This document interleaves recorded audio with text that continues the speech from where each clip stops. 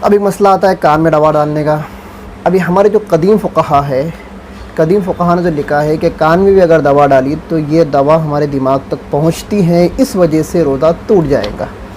لیکن جدید سائنسی تحقیق سے یہ بات ظاہر ہوئی ہے کہ کان اور دماغ کا کوئی بائی پاس نہیں ہے. کان سے لے کے دماغ تک کوئی کنیکشن نہیں ہے، کوئی ایسی رگ نہیں ہے جو کان کو دماغ سے ملاتی ہے.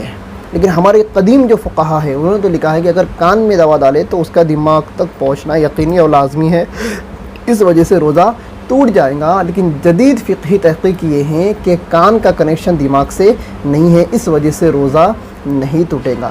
بہرحال اب جب اختلاف ہے کہ کان میں دوا ڈالنے کے بعد وہ دماغ تک پہنچتی ہے یا نہیں پہنچتی ہے، یہ سائنسدانوں کا کیا ہے اختلاف ہے. تو ایسی صورت میں ہمیں احتیاط کرنا چاہیے کان میں دوا ڈالنے سے. کان میں دوا ڈالنے کیا کرنا چاہیے؟ ہمیں احتیاط کرنا چاہیے، اس لیے کہ اختلاف ہے. اس لیے کیا ہے؟ اختلاف ہے. قدیم فقہا کہتے ہیں کہ پہنچتا ہے، لیکن بعد کی تحقیق یہ بتاتی ہے کہ نہیں پہنچتا.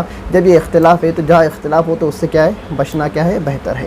تو روزے کے اندر اگر کان میں کچھ تکلیف ہو، کان میں پیپ جم جائے یا کان کا آپریشن ہو گیا ہو یا کوئی بیماری ہمارے کان کو لاحق ہو گئی ہو تو بھائی روزہ کھولنے کا انتظار کرے. روزہ کھولنے کے بعد چاہے جتنی دوا ڈالے کوئی اثر نہیں پڑتا. لیکن روزے کی حالت میں اگر دوا اگر ڈال دیں گا تو ہمارے فقہا نے یہی لکھا ہے کہ اس سے احتیاط کرنا چاہیے. فتاوی رحیمیہ، فتاوی محمودیہ، خیر الفتاوی، جامع الفتاوی میں یہی بات لکھی ہے کہ احتیاط کرنا لازمی ہے.